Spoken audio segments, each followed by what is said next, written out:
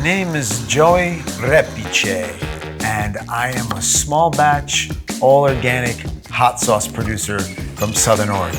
I come from a southern part of Italy.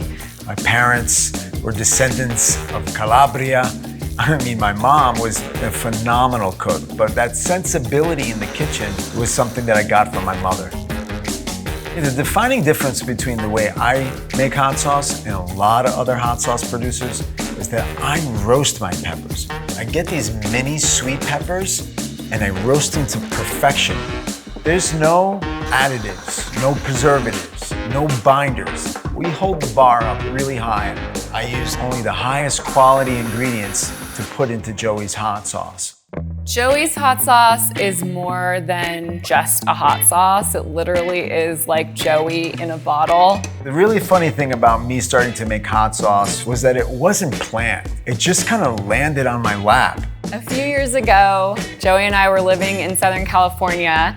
We were really trying to avoid sugar in our diet. So Lisa was looking at all the hot sauce that was on the shelf. And it had sugar in it. And what's xanthan gum? And is this necessary? I was really frustrated because that meant I couldn't eat it. And I was just really inspired. I was like, you know what? I'm gonna make Lisa a hot sauce. I didn't even tell her at the time. And I don't even remember telling him about that. It was as if he just overheard me saying that. So I was at the farmer's market and I was looking at a bunch of peppers. There was some hot peppers, there was some sweet peppers, and this thing clicked in with me. I was just divinely inspired. I'm gonna make Lisa the best hot sauce. And the next day, he was blending up all these heirloom peppers that he had gotten at the farmer's market. And I was asking him, what are you doing? And he was just like, I'm making you a hot sauce. She was like, really? And I was like, yes. So she tried it. And it was so good. It was the best hot sauce I had ever had. And the light bulb went on. I'm like, wait a second. Maybe other people might want some of this wild hot sauce that I'm making.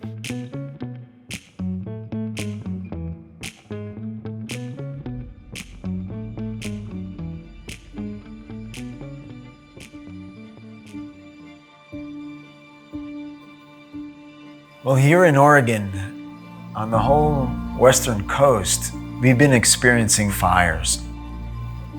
Last year, the Alameda fires took down the commercial kitchen space that I was working at. And after that fire happened, there was intensely hazardous smoke. You can't even breathe outside. The air is unhealthy. We need to do something about this. Joey and I both feel really strongly about the importance of sustainability and looking to where we can put our resources, our dollars, our business. How can we help support doing things differently? They speculate that there's 60 more harvests left in the way that we're approaching agriculture. So it's just gonna get worse if we don't start to do things differently, and that's why we're really passionate about sustainability and we feel like the imperative around it.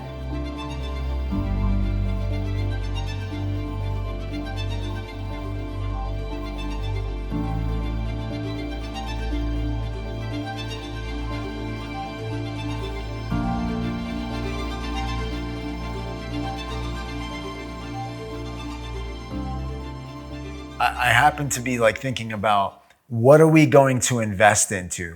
We wanted to basically auction these very selective sauce boxes. And I was like, what are we going to raise money for? And I was just happened to be on social media. And here's this TikTok, Instagram cowboy. There's only one way to save ranch culture. The girls are about to hit this absolute honey hole of cover crops. He knows so much about regenerative agriculture and ranching. This is an old hayfield that's been basically left alone and only overseeded and grazed very occasionally for the last 3 years. He's so charismatic. He's out there with his animals, really connected to the earth, and he's connected to his farm. It'll start out looking like this, and when the cattle are done, it will look like this. And this pasture is going to be a bit of a challenge, and it's going to take some time to regenerate. And you want to spread this around as widely as you possibly can for maximum benefit.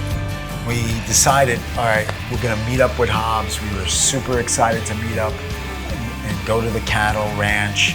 And right when we pulled up, Hobbs, just took us right in, and he showed us the cows.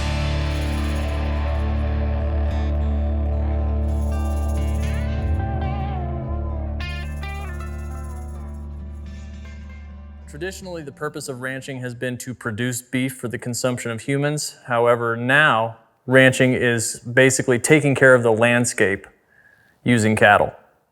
Before industrial farming, you basically had a massive labor force producing all of the food that was necessary for people to stay alive. It was essentially gardening on a mass scale. And now you have machines and fossil fuel coupled with technology to produce as much food as possible without regard to the long-term consequences to the ecosystem. The basic problem is that the soil is not getting what it needs. And the soil is the one thing that can pull the carbon in and hold it. And how we put it in the soil is with cattle. You look at a field next to regenerative agriculture and regenerative agriculture field, and it's obvious. What we are focusing on primarily in industrial agriculture is how can we maximize what we get out of the soil with zero regard to what we can give back to the soil. In fact, that is the philosophy from which I approach my entire ranching operation. I can't think about how I'm going to move the cows without what it's going to do to the grass, without what it's going to do to the microbes. Regenerative takes it to the next level. We really need to support regenerative agriculturalists. They can really make a big shift on climate change. We have separated ourselves from nature so much that nature is now pushing back. So even 6 months ago, I would have never imagined that I'd be standing in a field of cows talking to Hobbs and my husband about regenerative ranching, and that we would have come together because of a cryptocurrency. You know, we're kind of like in two different worlds, Hobbs and I.